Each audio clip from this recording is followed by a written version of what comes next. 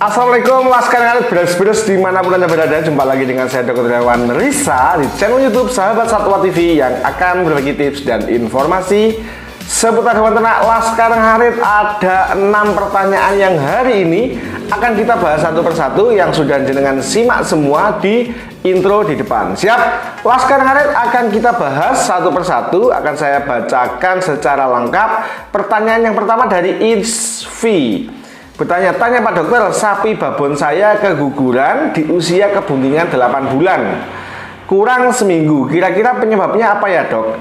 NB, nambah makanan kelobo jagung, tebon jagung, jerami kering, fermentasi tebon jagung, rumput sawah, dan 2 sendok ultra mineral, minumnya air putih dicampur garam. Siap Mbak Isvi atau Mas Isvi. Kalau melihat menu pakan tentu aman ya, kecuali bila fermentasi tebon jagung ini bocor dan muncul aflatoksin atau muncul racun yang disebabkan oleh jamur karena dalam proses fermentasi tersebut.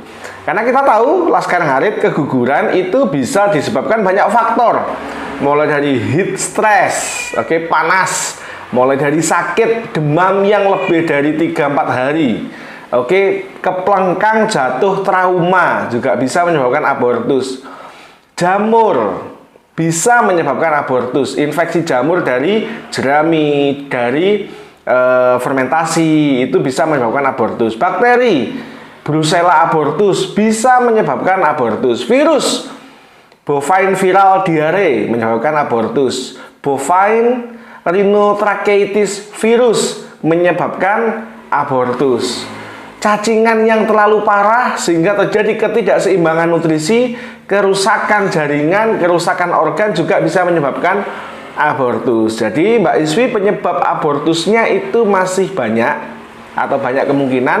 Jenengan bisa memfoto atau mengkonsultasikan dengan dokter setempat bila ingin dilakukan pemeriksaan lab atau pemeriksaan klinis lebih detail. Saya bisa menjelaskan seperti itu saja, bahwa penyebabnya bisa karena makanan, karena stres, malnutrisi, injeksi obat yang ceroboh ya, diberikan kortikosteroid ya, alkaloid atau getah, nitrit atau nitrat yang terdapat pada akar dan daun polong-polongan, waspada, bakteri, virus dan lain-lain. Itu semua bisa menyebabkan keguguran pada sapi. Siap Laskar Ngarit? Siap Laskar Ngarit beres-beres. Pertanyaan yang kedua dari Irfan Nur. Dok, pedet saya cacingan, saya kasih obat cacing Combantrin, gimana dok? Oke, siap Mas Irfan Nur. Combantrin itu kandungannya adalah pirantel pamoat. Dosisnya atau kemasannya rata-rata 1 tablet itu 125 mg sampai 250 mg. Ada 2 kemasan. Nah, pirantel pamuat memang salah satu kandungan atau bahan aktif yang memiliki efek spektrum luas pada cacing. Meskipun tidak semua jenis cacing bisa diobati. Tetapi Laskar Ngarit, seekor sapi dosisnya si pirantel pamuat ini adalah 5 mg per kilogram berat badan. Jadi kalau sapinya jenengan beratnya 400 kilo, lalu dosisnya adalah 5 mg, maka 400 kilo kali 500 sama dengan 2000 mg. Padahal si Combantrin ini 1 tablet hanya 125 dan 250 mg. Jadi hanya bisa memberi 1/4 atau bahkan mungkin 1/8 dosis yang dibutuhkan oleh sapinya jenengan. Jadi konkretnya, kandungan aktif Combantrin itu efektif untuk mengobati cacingan, tapi tidak semua jenis cacing bisa diobati. Tetapi dosis pirantelpa moat yang ada di Combantrin itu tidak kuat untuk mengobati cacingan yang ada di sapi Laskar Ngarit. Oke, seperti itu. Pertanyaan yang ketiga, Aris Wahyono. Dok, sapi saya kok nafasnya ngos-ngosan. Terus apakah itu karena penyakit, dok, atau bagaimana pengobatannya? Ngos-ngosan bila dibarengi dengan batuk, demam tinggi, mata merah, keluar ingus, keluar lendir, dingklang, mencret, oke, nafsu makan turun, maka ngos-ngosan adalah bagian dari gejala dari penyakit lain, Laskar Ngarit. Bagaimana cara ngobatinya? Ya kita harus bisa mencari penyebabnya. Kembung juga bisa menyebabkan ngos-ngosan. Bovine ephemeral fever itu juga bisa menyebabkan ngos-ngosan. Tuberkulosis atau TBC bisa menyebabkan ngos-ngosan. Tersedak, pilek, paru-paru atau pneumonia juga bisa menyebabkan ngos-ngosan. Konkret, bila disertai dengan gejala lain yang kurang enak, kita lihat, saran saya lebih baik diperiksakan ke dokter saja. Oke? Siap, Laskar Ngarit beres-beres dimanapun Anda berada. Pertanyaan yang keempat dari Faris Ataki.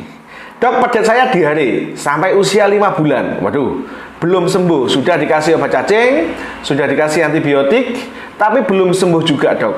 Salam Ngarit dari Sulawesi. Bagaimana, dok? Oke, sampai usia 5 bulan diare, ya sulit, bos. Sudah dikasih antibiotik, berarti bukan bakterial. Jadi begini, Mas Faris Ataki, oke?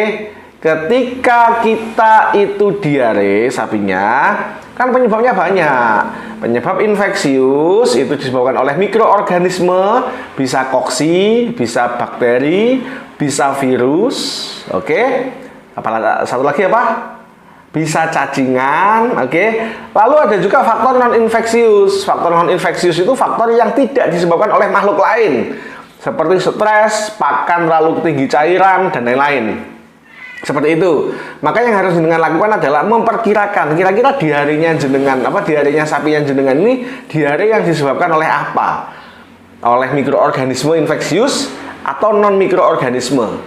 Seperti itu. Solusinya ya evaluasi itu, harus ketemu evaluasinya. Siap. Selanjutnya, pertanyaan yang kelima, Laskar Ngarit. Ahmad Lutfi. Dok, sapi saya kurus. Nah ini, mencret dan bau terus nafasnya, kayak nggak bersih-bersih, seperti orang lagi pilek. Kira-kira itu gimana solusinya? Bisa karena SE, ya, septisemia episootik, oke, bisa karena MCF, malignan catarrhal fever, bisa karena tuberkulosis atau TBC, bisa karena pneumonia, atau kasus-kasus yang lainnya. Jadi saran saya, Mas Ahmad Lutfi, itu pertimbangan dari saya. Tentu bila dalam beberapa hari atau ketika sudah dilakukan pengobatan tahap pertama, tahap kedua itu tidak sembuh, maka kita harus lebih peka, harus lebih perhatian ya, karena ya aneh banget, dan jenengan harus mengkomunikasikan dengan dokter atau dengan mantri, cari dokter yang senior di situ, yang memang biasa menangani hewan besar, dan jenengan lakukan evaluasi kenapa, apakah tali keluhnya terlalu erat atau ada perlukaan dan lain-lain. Siap, itu semoga berkenan dari kami ya. Pertanyaan terakhir, pertanyaan ke-6, Supriyanto RT Gempol. Siap, salam beras-beras, dok. Mau tanya, sapi saya mau melahirkan, tapi sudah disusu pedet lain, apakah berpengaruh? Berpengaruh, kolostrumnya disedot duluan sama pedet lain. Jadi pengaruhnya pada pedet adalah, pedet yang baru dilahirkan adalah dia akan kehabisan kolostrum. Karena kita tahu kolostrum adalah susu yang paling baik, yang mengandung antibodi, yang membangkitkan daya tahan si pedet yang baru dilahirkan. Oke, yang itu dihasilkan 1 hari sampai 4 hari paling tinggi, bisa sampai 1 minggu.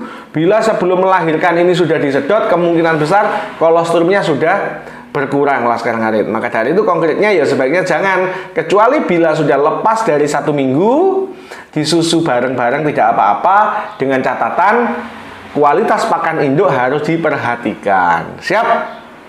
Laskar Ngarit beres-beres dimanapun Anda berada. Terima kasih yang sudah subscribe channel kami, sehingga channel kami termasuk channel sapi yang diterima di peternakan di Indonesia. Matur nuwun, jangan lupa mohon maaf bila ada pertanyaan yang belum bisa kami jawab, dan semoga 6 pertanyaan hari ini bisa mewakili pertanyaan Laskar Hari semua. Please like, subscribe, komen, dan mohon dibantu share video ini supaya informasi dan edukasinya menyebar luas. Matur nuwun, lemah teles, Gusti Allah sing bales. Masyarakat yang teredukasi adalah kekuatan sebuah bangsa.